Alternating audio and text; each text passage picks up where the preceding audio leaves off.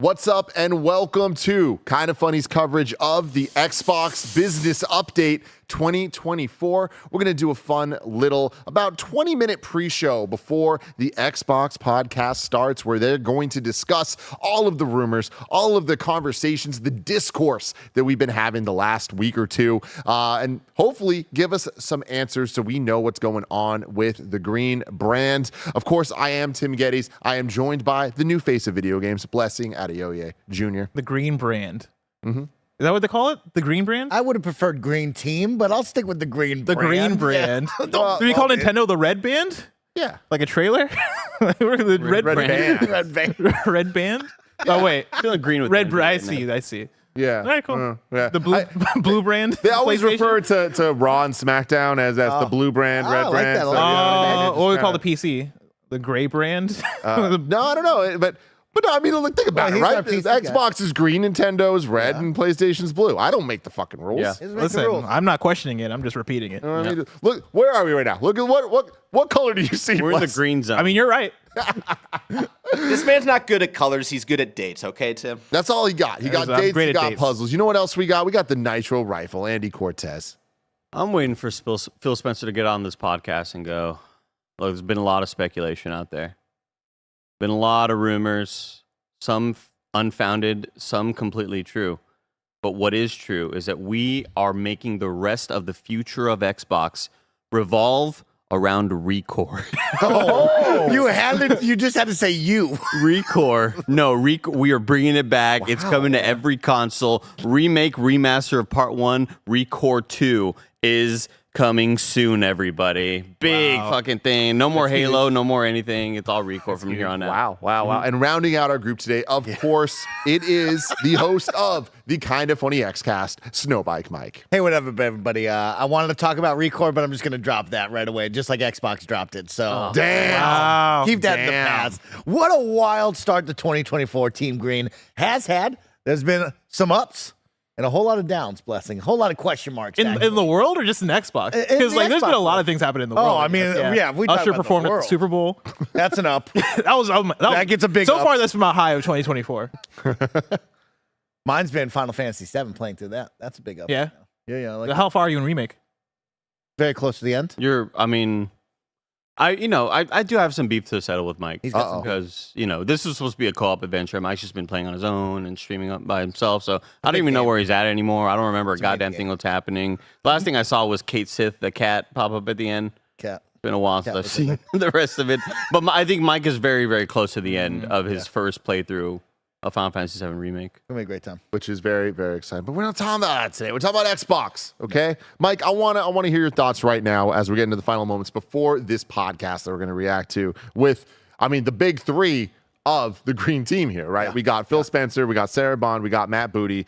They're gonna talk. What do you think they're gonna talk about, though? They're going to talk, and if you asked me this question last week, I think it would be totally different than where I'm at right now, right? Last week, I think we had so many questions. We kind of got caught up in just the mix of rumors, speculation. Do we believe this? Are they really going third party? Are they just going to release games everywhere? And then I think by the end of the week and into this week, we've kind of settled in. And I think it's more business as usual. I think the podcast format, to me, spoke and said, hey, we're not doing anything drastic. I don't think we will see a hard take the car and whip it to the left. We're releasing every game day and date on PlayStation and Nintendo Switch. I think we're going to have a much calmer situation where it's like, hey, there's a number of titles here that we're going to bring onto other consoles, right? There could be Sea of Thieves. That's X amount of years old. That's a live service game that needs a bigger player base. We believe it should go over there. A game like Hi-Fi Rush that has been celebrated by the Xbox community is now over a year old. That's going to go over to Nintendo Switch and PlayStation. I do believe we will and we should have a conversation about our big Marvel game in Blade and a big Disney game with Indiana Jones. I think those two games will go multi-platform. Holy shit! Yeah. Yeah. I think Oh, we'll for have that sure. conversation, but I don't think we're Yeah. going to get to Gears of War. I don't think we're getting to Halo. I don't think we are getting to the true flagship titles these are going multi-platform. Andy, where do you come in on this? At that point, it's just like, why not make everything multi-platform? Yes. I don't like if you're going to get specific with some certain titles and maybe I think that's the problem. They're gonna get lost. the Marvel one will get, will have more of a fan base to go for. But at what point are you trying to get people back into the Xbox ecosystem? What are you using to get them into the Game Pass sort of ecosystem? And if you're putting your other games, those larger titles like Indiana Jones and Blade, I think that's, at that point, just put everything everywhere. Like, what's to stop you from doing that then? Yeah, I think that's the problem that they're going to have in this is we've had so much mixed messaging already, and now you have to draw a clear line in the sand, and no line is going to be perfect. It is either let's just put all these games everywhere and make Game Pass the thing that you are selling and try your best to get it on PC or on PlayStation, on Switch. That's where it should be. Or just hold them, because we live in a world that's all about exclusives. I sign up for Hulu for their exclusives. I sign up for Netflix for their exclusives. I'm going to buy a PlayStation for their exclusives. If you don't have exclusives to sell me as your consumer, what is the point? If we're just going to put games on PlayStation, I'm just going to get a PlayStation console and abandon this plastic box. Jumping off of that, though, and I think this is a important point to bring up. You saying like you sign up for Hulu for exclusives. I think that like while that is true for a lot of hardcore people and a lot of people like not even hardcore, the opposite is also true. If you look at a thing like Netflix, and the biggest wins on Netflix, no joke, are things like Suits, are things like Tacoma FD, are things like these shows that are The Office. I think is actually the best example of these shows that it is library content, and that's Game Pass, right? Like that is the thing of like people that are going to get in. It doesn't sound like the most exciting thing. People aren't going to say, "Oh, I'm signing up for The Office," but that's what they stay for, right? So they still need that big tentpole thing to get people in. And I think what you do there, I mean, it's simple. It's just, hey, like if the games, if Indiana Jones, if Blade are multi-platform, and it's like you can pay $70 over here, or you can get it here on Game Pass. Like that's a really good business proposition. Yeah, I think we got to drop the idea of the box. Yeah, but right? it's not selling the boxes, right? Yeah, Yeah. that whole thing is not selling the boxes. But I think we gotta let go of the idea that they only want to sell the box. I think the box is one of the things they want to sell, but they want to sell you on the software as well, right? They want to sell you on Xbox Game Pass, and this goes back to what we were talking about earlier today. That Sarah Bond was doing a internal talk with Xbox, right? And was talking about how every screen is an Xbox. If they truly believe that, then they're going to put these Xbox games on every screen. That doesn't mean day and date. I don't think we're going to go day and date with Xbox games, at least for a long time, in terms of like the Indiana Joneses, obviously Starfield, right? Because it already came out. But like the games that are coming out in the future of Xbox, I don't see a day and date thing, but I do see them looking at PlayStation the same way that PlayStation looks at PC. This is another screen for us to put our games on, for people to access our games and give us money to play our games. And I think that's what today is going to be about. I think they're going to, I could see them going the way of talking about Hi-Fi Rush and Pentiment, because those have been the rumors of the first ones that are coming to different platforms. I could see that being like it's out soon, or like it's coming out later this year sort of thing. I think they maybe put a window on it, but I think they use those games as a launching off point to go, hey, these games are going to be coming to either Switch or PlayStation, and this is an example of how we're going to treat games like Indiana Jones or Blade, or just our future Xbox games that are coming out. Maybe they don't put a name to it, but maybe they say broadly, hey, in the future, you can expect Xbox games to make their way to PlayStation, Switch, and other platforms as we go. Do we expect them to kind of do what Nintendo's done in the past, where sometimes, like Metroid Prime Remastered, you have that game that's been done for over a year, and you find a window to kind of strategically place it? Is it what, like you were just mentioning, Yeah. is it something you release in the next couple of weeks? Or do you look at the calendar of 2024 and say, ooh, this is kind of a dead zone. There's no big Sony drop. There's no big Nintendo drop. We don't have anything coming out in that area. Let's go ahead and put, Pentiment multi-platform. Here's a good spot for Hi-Fi Rush. Do we expect it to be in those strategic windows, or is it just something available now? I mean, I would say strategic windows, right? Like I think right now, if you wanted to have the pop and you wanted to go like have the excitement, which I don't know if a Xbox podcast is the time to do that, but Hi-Fi Rush came out before as a surprise drop, and that really worked for it. You could do that with Hi-Fi Rush, right? It's that kind of game that if you go, oh, and it's out today on PlayStation, people will show up for it, people will play it. But I think you could also just do the strategic thing. I think that's what they're going to do in the future with these games, right? I think Indiana Jones isn't going to be it's every 3 months after we launch these things that they're going to come to other platforms. I think it is going to be maybe a year, right? Or maybe sometime if Indiana Jones is coming out this fall, which it currently is. I think you look at 2024 or 2025 and go, all right, when's the right time to put this out on PlayStation or Switch and go about it that way? Again, the exact way I view how PlayStation's doing PC, which I know Helldivers 2 is a new example, but the way that PlayStation's typically been doing PC, I think that's exactly how you do it with Xbox, where you go, what's going to make us money here? Like, when is the right time to drop Hi-Fi Rush or Indiana on these other platforms to make us money? And that's when they do it. Yeah, I think you're right there, Bless. I think the one place where I don't even necessarily disagree with you, but I think a little differently. I think that both Hi-Fi Rush and Pentiment, like I imagine that those things are coming to other consoles. And with that assumption, I don't think they make too big of a deal. I think that announcing it on this podcast is the right way, whether it's out today or next month or whenever it is. Like, I don't think for that level of game that are a year plus old at this point, you just kind of like it. That's an email. You know what I mean? I feel like they're kind of forced into this situation here because of the potential implications. Like, this wasn't that big of a conversation until Starfield got brought into it. You know what I mean? But even then, though, you got to look at who are the teams behind these games and who are Xbox and who have Xbox been. Xbox has acquired so many studios in addition to the Xbox Game Studios it has. When you have the Activision side that is so new and so far, none of this is relevant to them at all. We already know Call of Duty is still coming to PlayStation. So that's as far as our understanding of Activision games and their relationship with Xbox and PlayStation and Switch and whatever going forward. Cool. Bethesda's the bigger one because that does include the Elder Scrolls and things like that, but it also includes Blade. Right. And so I think that, and Indiana Jones And Doom. So is this a situation where I think that the easy assumption that I feel like we're all in agreement on is that today we're going to hear about Hi-Fi Rush and Pentiment and that level of game. Mike seems to think we're going a step further with the Bethesda stuff here. You leave too many questions at the door if you don't start talking about that, right? You leave the consumer wondering, what am I supposed to do now if you don't start answering these questions? Because then we will play the game after every single announcement, every single showcase.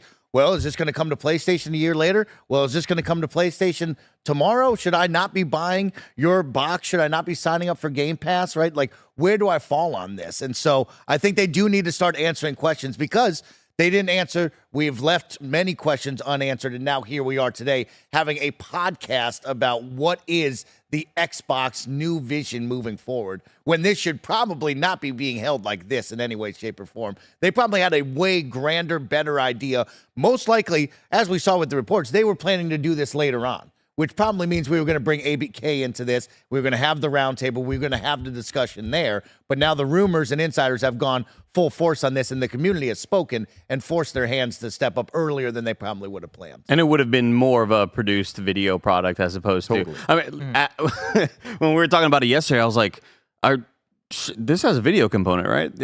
Like, are we just are we going to be reacting to waveforms? Xbox podcast is always no, of course, yeah. But yesterday I was like, this is just such a weird, unprecedented thing. We've never all gathered around to react to a podcast, which has a video, component, but still, it's a very, very odd thing and very kind of like fucking emergency meeting Among Us type shit. Like, we got to go get the message out there right now before anything kind of goes more out of hand than it already is. Yeah, and Bless and I talked about this a lot today. We're in unprecedented times, and this is a need from them. And I actually think, before we get into it, we'll have to see how they handle this.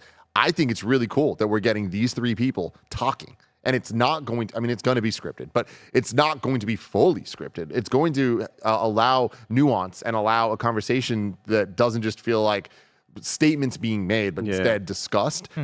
So, because I'm with you, Mike, that like they need to do more than just talk about the smaller games. But I don't know, because I feel like the moment you take a step there, then if we're really just talking about it is just the Halo and Gears and the Forzas, like the actual pure Xbox stuff that is just purely exclusive.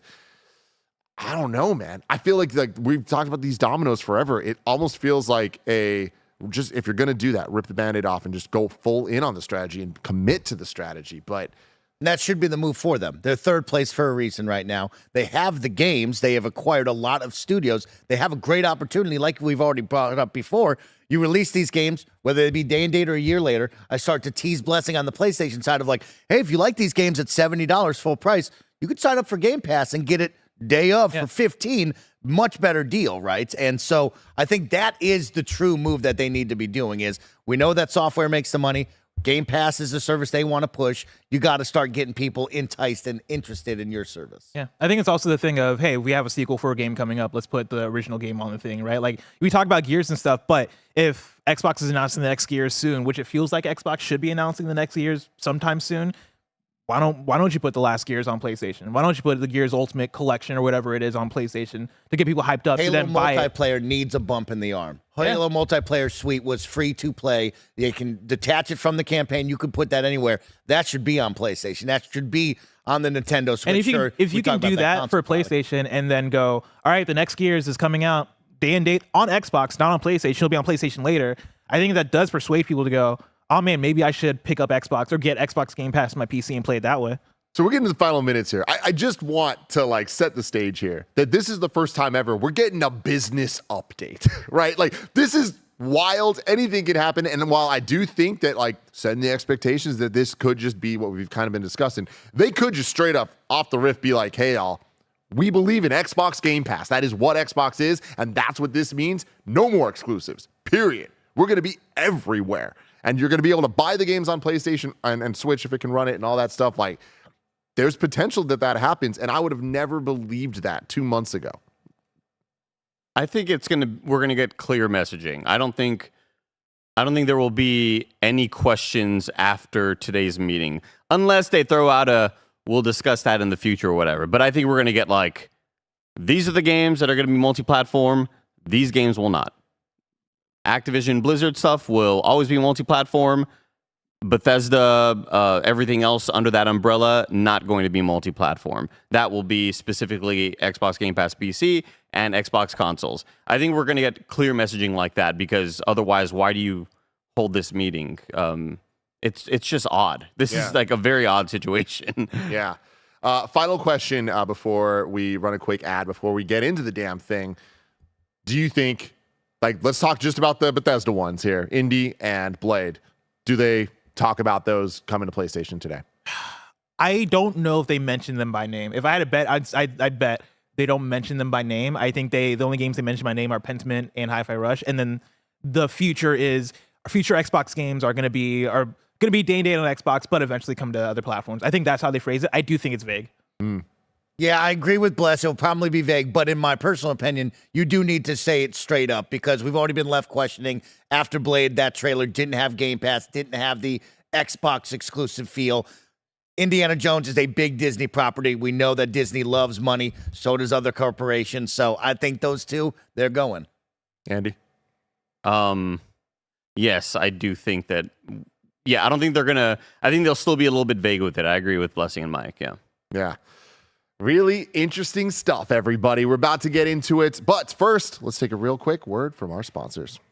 We are brought to you by Final Fantasy VII Rebirth. Final Fantasy VII Rebirth is a standalone game that welcomes fans and newcomers alike. You don't need to have played Final Fantasy VII Remake or any other Final Fantasy titles to play and enjoy Final Fantasy VII Rebirth. The combat is not traditional turn-based and has more action-focused gameplay, with even deeper improvements since Remake, with new synergy attacks and team-based combos. And there are large open sections to explore, with Cloud and his comrades venturing across the planet, their fates unwritten, making every step in the expansive world outside Midgar fresh and mysterious. And of course, there are dozens of mini-games. There's a story recap video of Final Fantasy VII Remake for those interested in learning more about the story so far, and those looking to experience Final Fantasy VII Remake fully can pre-order the Final Fantasy VII Remake and Rebirth Twin Pack, which includes the game plus the DLC episode intermission at no extra cost. You can download and play a demo of Final Fantasy VII Rebirth right now on the PlayStation Store, and you can pre-order the game in the link in the description.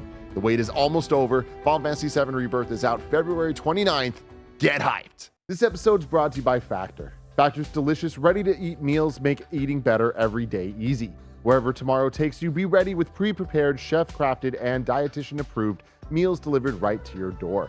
You'll have over 35 different options a week to choose from, including keto, calorie smart, vegan plus, veggie, and more. What are you waiting for? Get started today and have a feel-good week of meals ready to go. 2-minute meals allow you to fuel up fast with Factor's restaurant-quality meals that are ready to heat and eat whenever you are. Factor's less expensive than takeout, and every meal is dietitian approved to be nutritious and delicious. Get as much or as little as you need by choosing 6 to 18 meals per week. Plus, you can pause or reschedule your deliveries anytime. No prep, no mess meals. Factor meals are 100% ready to heat and eat, so there's no prepping, cooking, or cleanup needed. Head to factormeals.com/kindafunny50 and use code kindafunny50 to get 50% off. That's code kindafunny50 at factormeals.com/kindafunny50 to get 50% off. And we're back. About 1 minute away from this thing starting. How you feeling, Mike? I'm smiling from ear to ear. This is going to be a fun time. Yeah. This could be changing the gaming landscape forever, or it could be business as usual. And like I said, if you asked me last week, I would have said, oh, we're about to change the world forever. Today, I feel more like this is business as usual. Yeah. So let's find out. Yeah. We are going to find out. And of course, everybody, we know this is a little bit weird to be reacting to a podcast, but it's weird that they're doing it as a podcast. We're trying new things here. I think it's going to be fun.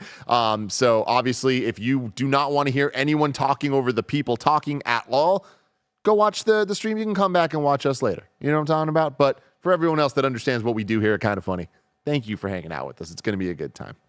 You mentioning that 3 people on a podcast, I was picturing like Joe Rogan, like, y'all do ayahuasca? You ever do ayahuasca? Interrupted. I saw Cameron Kennedy in the chat earlier was saying, do you think this starts with like the first 20 minutes of them just fucking around before they actually start talking? They bring up Dan in real life trailer to live reacted. Driving light. So I ran to a red light the other day, and the thing with red lights is Oh, man. Don't get me started on red lights. I'm refreshing The other day, as red much lights as I pissed me can, off. and I'm trying to look for it. I swear to God, I hit like 10 red lights in a row when I was in a rush. And it's always in a rush. You know? I was super Like, what angry. the fuck is up with these I things? had some lady like swerving into my lane, and I was so angry at her, and I was like, "What's You give it a fucking little lady honk or doing?" no? Like I drove up, I like immediately got into the next lane to be like, "What the fuck are you doing? Like you're driving like in the middle of the lane. I'm behind you." I got to the right, and then we were passing by a church, and she was looking at it, and she was doing the sign of the my cross, and I was God. like, "Oh You had to man." let her go. You had to let her go. Padre, That Thank is you, such a- Roger. Roger has slacked the link. All right. Give me a second here. We will bring Another it thing up. about red lights, I feel like there's been such an increase of like people just not paying attention. When like the light turns green and they're sitting there. 22 minutes. Get off your phone. Oh, not that bad. All right. 22 I was a little worried it could be minutes. 90 minutes. Like a normal Y'all ready? podcast. Yep. got that CC. Hello and welcome to the official Xbox Hey, Tina podcast. Amini. I'm your host, Tina Amini, and we have a very special episode today, as you can probably tell by the fact that I'm joined by Phil, Sarah, and Matt. Welcome. And we're going to talk about some updates at Xbox. We want to talk about game exclusivity. We want to talk about Activision Blizzard now that they're part of our portfolio, how that might be an impact on Game Pass. And we want to talk about hardware too and how all of this fits into the strategy at Xbox. Talk so about where should we start, everything Phil? that we talked Well, about last week. When we originally had planned for the show, starting back in December, First Recore. I think we probably would have started with Activision Blizzard, maybe talked a little bit about the exclusivity with some of the news coming up, and then hardware. But we've had some unforeseen news that has come out. So let's just go and tackle the exclusivity question, because I know it's on the minds of a lot of people. We hear from the community, and that's an important input for us. So we made the decision that we're going to take 4 games to the other consoles, just 4 games, not a change to our kind of fundamental exclusive strategy. We're making these decisions for some specific reasons. We make every decision really with the long-term health of Xbox in mind.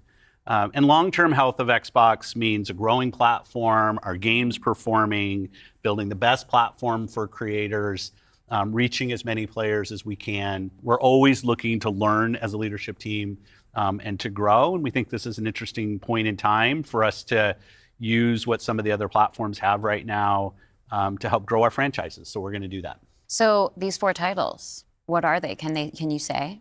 I'm not going to name The next those Halo. games. The teams that are building those games have announced plans that are Building. not too far away. As we know, game teams Building put a lot them of for other energy into their announcements I don't know, with just the giving you that. partners. It's So open. I don't want to take anything away Indiana from Jones those and Blade are teams. being built, I so won't get be ready. talking about the titles specifically, but I think when they come out, it'll make sense. Can we say if either of those titles are Starfield or Indiana Jones? They are not Starfield or Indiana Jones. Interesting. Okay. Well, what was the criteria in how the team was thinking about selecting those 4 titles? Let me start a little bit outside of that, and then I'll get to the 4 specific games that we're talking about right now. Because the fundamental decision driver for any decision that we make, anything we're going to talk about today, is the long-term health of Xbox. That we're running a growing platform that is reaching more players, that our games are having as much success as possible.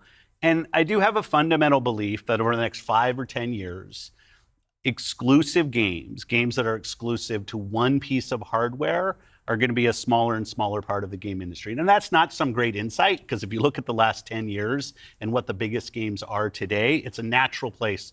Whether it's one console and PC, multiple consoles, mobile console and PC, you see big games landing on multiple platforms. And we want to be a great platform for creators that are trying to realize that potential. It's going to be multiplayer But now back stuff to with the battle specifics passes. of the question Probably, on these four Gears. 4 specific titles. The new Halo. We looked at games that are over a year old, so they've been on Xbox and PC for a while. A couple of the games are community-driven games, new games that kind of first iterations of a franchise that have reached their full potential, I'd say, on Xbox and PC. There's always growth. Franchises that we obviously want to continue to invest in. Part of having the ability to continue to invest is that the businesses behind those franchises continue. We think it's important that these service-based games that have communities behind them, that they can have confidence that they're going to exist in the future. So 2 of them, kind of community-driven games that will end up on other platforms. Are we and playing give like us the Game ability Showdown to right continue now? to invest Yeah, in them. right? Like, let me buzz in. I'm going to Business guess. is great for the communities, more players to play with. I'd say 2 of the other games are smaller games that were never really meant to be built as kind of platform exclusives and all the fanfare Pentiment. that goes around that. But games that our teams really wanted to go build, that we love supporting creative endeavors across our studios, regardless of size.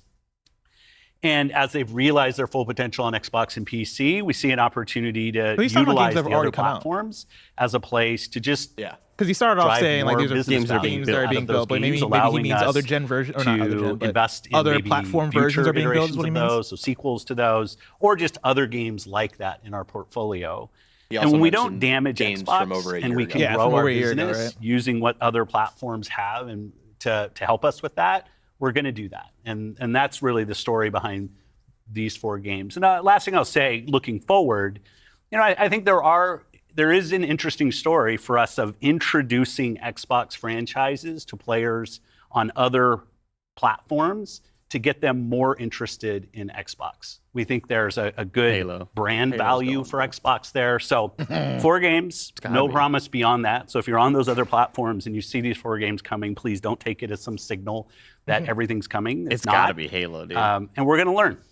So when Sea you of are thinking about Thieves, the Grounded future and this are my concept of live guesses. service Yeah. games, Hi-Fi games Rush that and can benefit Pentiment from are good bigger ones. audiences and new You'd love to see audiences, Killer how does that Instinct apply get some to love. future titles and how you're That would applying be that great. They're not Put like Killer back to Instinct Killer Yeah, there's really everywhere. no fundamental 2013, change Just had a big to how we 10-year think update. about Remember that, exclusivity. We or just whatever came out it of was. Developer Direct, which was an Put awesome out show the next Killer Instinct where on we showed PlayStation. great games that are coming to Xbox and PC and cloud, which really makes them accessible to hundreds of millions of people.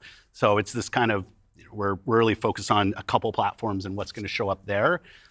But our key of play the games you want with the people you want, anywhere you want, when everybody plays, we all win. These have been part of our strategy for years and will continue to be. Our focus is on Harris how do has we that tattooed on continue his to back. grow the Yeah. games industry by reaching more players in more places, and how do we grow Xbox as part of that. Xbox is a hardware platform, Xbox is a publisher of great games, and Xbox as a platform for the world's best creators. And then knowing that, how do we think about our first-party games and Game Pass? Yeah, well, to build on what Phil just said, one thing I would add, as you were talking about growth, is Yeah. just that we've sort of seen this inversion over the last 5 years where it used to be that the platform was the biggest thing. That's right. And the games would sort of tuck in within the platform today, big games like a Roblox or a Fortnite could actually be bigger than any one platform. And that really has changed the way that we think about things. So in the midst of all that, I think we at First Party can come back to sort of some core principles. First, that all of our games will be on the Xbox platform. Second, all of our games will go into Game Pass on day one. And third, we know that Game Pass will only be available on Xbox. So there's sort of starting points for us. Every As screen Phil is an mentioned, Xbox. there are games today Remember that. you can play that only can be found on Xbox. And at the same time, we want to bring more of our games to more players. So we're going to continue to look at that. Kind of moving aside, though, from some of those and thinking more about what does it really mean for the player, to me, the two key things are cross-play and cross-save. Those things allow us to deliver on the promise of Xbox, which is play with your friends where they are, play on the devices you want, play the games you want. So that is really only possible at a practical level when you know that your saves and your player are going to be able to move across all those parts. So not all of our games today are necessarily built to take advantage of that. There still will be some games that don't. As we bring more teams into the Xbox family, there's some catch up to do as we get there. But that cross-play, cross-save is like so fundamental to what we're doing, and I think is something that we as First Party get such a good benefit from being so close to the platform. Yeah, absolutely. I mean, that's one of the things, like you said, all of our games are always in Game Pass. And so I'm excited to announce, with the coming together that we had with Activision Blizzard King, that Activision and Blizzard games are coming to Game Pass, starting with Diablo 4 on March 28th. All right. Which I'm super excited to share win. today. All right. And it's all part of our commitment to make Xbox, really hoping the you could say every Xbox Call of Duty. experience and the games that we build as widely available as possible. We should now starting the with 34 Diablo. million Game Pass Oh, yeah, no, members like, can it's all eventually gonna be enjoy that. the fantastic But I experience would- of Always Diablo 4. today. Yeah, like if she was like, Can and we out go back today, to the you can point, play every Phil, Call you of mentioned Duty. at the top, this isn't really a change in strategy for us. Can you recap for me how it isn't? Yeah. For those stupid motherfuckers both out Matt there. and Sarah did a really nice job of talking about what we're doing on Xbox, where we're going. If you take a platform feature like Xbox Play Anywhere, which has been a promise that we've made on our first party games, that you can buy our game once, you're going to get to play across Xbox and Windows. I think we're the only platform that does this. That makes it possible for you not only to play with your friends wherever they are, but to know that you actually have multiple entitlements to the games. I think that's a technology I would love to see applied to more platforms. But it is this view that people are going to play Xbox in multiple places. Whether it's play the games you want with the people you want, anywhere you want, whether it's content, community, and cloud, whether it's when everybody plays, we all win. Like we've had different taglines, different strategy, kind of words that we've used, but always with this view that Xbox is a platform for creators who want to reach the most players. Our investments in xCloud, our investments in franchises like Minecraft and now Call of Duty and other large franchises so that we learn how to build those. This has been a strategy that we've been on for, I'd say, a decade. It's not about one device. It's not about games in service of a device, but rather the devices that people want to play on should be in service of making the games as big and popular as they possibly could be. Because really a healthy creator community on Xbox, a healthy creator community in gaming all up is the thing that all of us as game players should be voting for, because that's the thing that will lead to the best long-term success and growth in this industry. And my understanding just from listening and learning from you three over the past few weeks, just understanding what's happening with Xbox is that we see trends with player behavior where people are playing on multiple devices. That is the reality. And we have put some games out on multiple platforms before. So my understanding is that that's been good for players. How does that come back to the business with all of that in mind?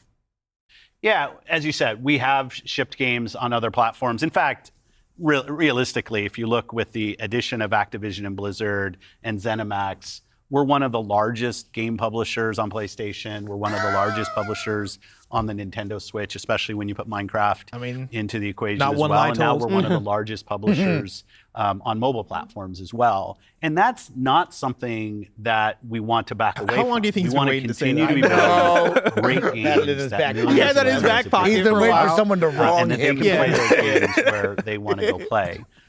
But we do understand the business success that Xbox has to have. Us as leaders in this business, the system today, the system that all companies that we play video games from, is a world of you got to be growing your business. Growth in our Xbox business is critical to the long-term health of Xbox. Many people know I've been on Xbox for over 20 years, and I want to make sure Xbox is in the best position for the next 20 years. That means healthy player community, healthy creator community, and healthy business. So when we look at opportunities to allow more people to play, more people engage, more people to buy, more people to subscribe, it's all about putting Xbox in the best position. And our hardware is a critical component of that. The absolute best experience somebody has on Xbox is hardware that your team builds and that people play on. But that's not going to be everybody. We fully accepted that we're going to have Xbox players across all kinds of devices. So I think a lot of people think about 2023 as this incredible year for gaming. And in a lot of ways it was. There were some really amazing releases that I think we all enjoyed. But what were the signals behind the scenes that maybe indicated how we wanted to look at the future of Xbox and how we kind of keep up with the industry? I thought she was talking about Yeah, layoffs. such a good too. That was a question, and weird I think tip that- there. As people who care about the industry, which I assume is people who are watching this, it was an amazing year. Some great launches, some of the games that I think will stand the test of time and people will be talking about a decade from now.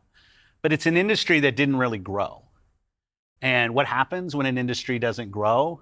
You end up with some job eliminations, which we had. We had even our own hard decisions to make about building a sustainable business for ourselves. But in no way were we alone in that. When you think about a healthy industry, I want players who believe that they will find the best games on the platforms that they love. I want people who invest their careers in working here to feel like this is a place that they can be successful. And that really is down to being part of an industry that is growing. If you listen to Lisa Su, the AMD CEO, she'll say that AMD-powered consoles are likely to decline in 2024. I think there's an amazing set of games coming in 2024, but if we don't get to growing as an industry, the industry will struggle. And today there's really two choices on how do you grow the industry. Do you say I have a fixed number of players, the players that we have today, and do I find new ways to monetize those players to get more money from the players that I have? Or do you think about how do I expand the business I have by finding new players and adding those to the base of players that already play? Our focus on Xbox for the last decade has really been on that latter point of how do we make sure Xbox is growing for our players, growing for our creators, so those people are finding success on our platform, which will grow the Xbox business and put Xbox in a position to be very strong for years and decades to come.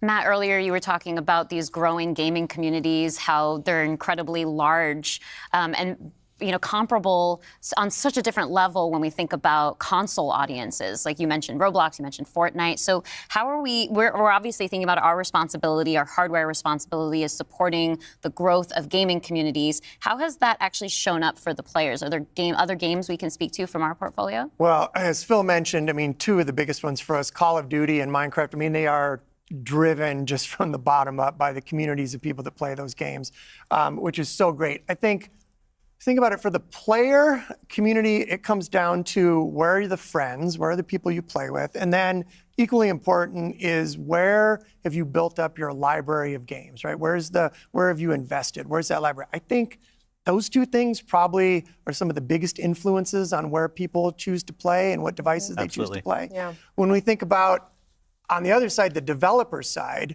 just any game developer wants their game to find the biggest audience possible. That's just the nature of building a game. You want people to enjoy and participate in what you've made. And I think we're in a unique position to deliver on that just because we are the platform. We build hardware, we've got a first-party games group, and then we've got a system that ties that together, that brings together your friends, your progression, your achievements, all of that. And I think that's really what has contributed to the momentum behind some of these communities. Yeah, absolutely. When you look at, just step back and you look at the history of the industry, we've moved from a place where it used to be that someone built and launched a game to accelerate hardware to actually the things we do with our hardware and with our platform are all in service of making those games bigger. And we think about that across all of the investments we make, the consoles we build, the investments we do with things like cross-play, cross-progression, the things that we're doing with cloud. How do we actually give more options to game creators so they can have the greatest success? I think one of the fun recent examples about this is actually Pal World. You know, Pal World was able to launch. They were a game preview. They Show me the launched in screens, Game man. Pass. They also simultaneously launched in Steam. And through the combination of those things, you know, Pocket Pair was able to have this outsized success. And it was the largest third-party Game Pass launch ever. And that's all because we give creators options on how they can launch their games. We've got subscription, we've got retail, we've got free-to-play, we've got game preview. We have the consoles, we have our experience on PC, and they can access all of those things. And when we step back and we just look at the performance of our platform all up, we know it's working. We're at the highest level of users on console, the highest level of users on PC, the highest level of users on cloud ever. We have double-digit growth rate on PC and cloud, places where we're enabling creators to actually reach new players beyond the console ecosystem. And that's why we're leaning into it and doing more, because we see all those signals. So we're talking about the role that hardware plays for creators, for the games and those communities. What about the role that hardware plays for us as a business, for Xbox? When we look at our hardware, it really is, and Phil said this earlier, it's where you get like the most flagship seminal experience of Xbox. And it also represents a developer target. Our developers can build the specs of our hardware, and we invest to make sure they know when they do that the games are going to run great on our hardware, but they're also going to be able to be accessed across any screen because of all the other investments we make. So we're giving them an easy way to access as many players as possible. And we actually have more creators right now building for Xbox than ever before by nature, thousands of them by nature of those investments. And we got more to come. There's some exciting stuff coming out in hardware that we're going to share this holiday. And we're also invested in the next generation roadmap. And what we're really focused on there is delivering the largest technical leap we'll have ever seen in a hardware generation, which makes it better for players and better for creators and the visions that they're building.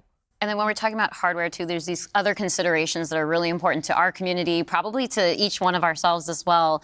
When you talk about library, because I want to dig in on that a little bit more. You know, as we talk about cloud in the wider entertainment industry, there's conversations about streaming. How is that impacting how I own my content that I've invested in? So what can we say about our stance around game preservation? Yeah, you know, one of the highlights for me of being in this position was getting to stand on stage when we announced back compat coming to Xbox One. Like, it was fantastic. People were reading the teleprompter before I could read it. Slow reader, and just feeling the energy in the auditorium as we were saying that and online. You know, one of the cues I think us as being part of Microsoft take is looking at Windows and how Windows over decades has maintained software compatibility with things that are built on it. Like, I can still go back and play some of the games that I love playing on Windows from decades ago, and it will still run. And we try to bring that same view to consoles. It's harder in console because the line between what the hardware is and what the game is in consoles is traditionally, it's tighter, which makes compatibility, you end up doing these generational compatibilities that we've built. But I will say compatibility, the ability to not only play the games, but my saves are still there with our cloud save systems to try to keep the services up as long as we can so that people can play, is a tenet of what we are as Xbox. It's at our foundation. And when we look at future hardware generations and what we're going to support, making sure that we respect, which is the word I use, respect the investments that people have made in Xbox going forward is fundamental. And the fact that you get entitlements when you buy a game from us on both Windows and Xbox also means you have the ability to play that game across a multitude of devices, which I think furthers the compatibility of the games that you own. Can we go back to what Xbox stands for today? I think we've pretty much covered all of the elements, but if you could break it down for me. You know, Extreme when box. you play on Xbox, what we're saying is you're playing on a platform where you know the biggest games in the world are always going to be. You're playing on a platform where you get to access Game Don't Pass. give me that look, all right? And I'm all not gonna of say the it. games from our incredible range of studios will They ain't got always Mario launch versus in Donkey Game Kong Pass on there. day one. And you're playing on a platform that's dedicated to you, like player-first features, cross-play, cross-save, cross-progression, backwards compatibility, being able to play your games in your library anywhere you want because of the investments that we make in cloud gaming. And so you're playing somewhere where you're investing and you know you get to take the games forward with you and across all of the screens where you are. And I think most importantly, Xbox is a place where you know when you're investing in Xbox, you're investing somewhere that is dedicated to making games more successful and creators more successful so that they can invest more to bring even better experiences to you all of the time. Yeah, just that investment in the studios is so, and we feel that as part of first party with the platform proximity. It's kind of amazing now to look out across all the studios that we've got and just be reminded that we're now one of the biggest development organizations in the industry. What does that mean for players? It means that the biggest games are going to continue to come to Xbox. And this 2024, the year coming up, we've got more than 10 major releases coming up. Great stuff. Hellblade 2. We've got Diablo expansion. We've got Avowed, Ara, the Indiana Jones game. And there's more in development, which I think we're going to be able to share more about at our June showcase coming up pretty soon. Perfect. Well, I Dark, guess you know I what should mean? get ready. It's on its way. We're trying our best. Well, thank you all making for it. showing up on the Where's podcast Everwild? today, and we'll see the rest of you this June. Thanks, Tina. Thank you. Hey, high five around. Business as usual, ladies and gentlemen. Business as usual. It's not burning down. We're all right. Holy You can come back, Tim Dog. Tim Dog, it's okay. It's okay, Tim Dog. We're going to break this down on an episode of the Kind of Funny Xcast. If you're watching on Twitch, you can just stay in the same place. We're going to be hanging out with you. But if you're watching on YouTube, we need you to jump over to another video, the Kind of Funny Xcast video that should be there now. Yes, it is. I have confirmation from Bear. It is there. So you can make the jump. We're going to do that. Does anybody need to run to the bathroom or anything? I do. So I'm going to run and do that real quick, but I'll be back in 1 second.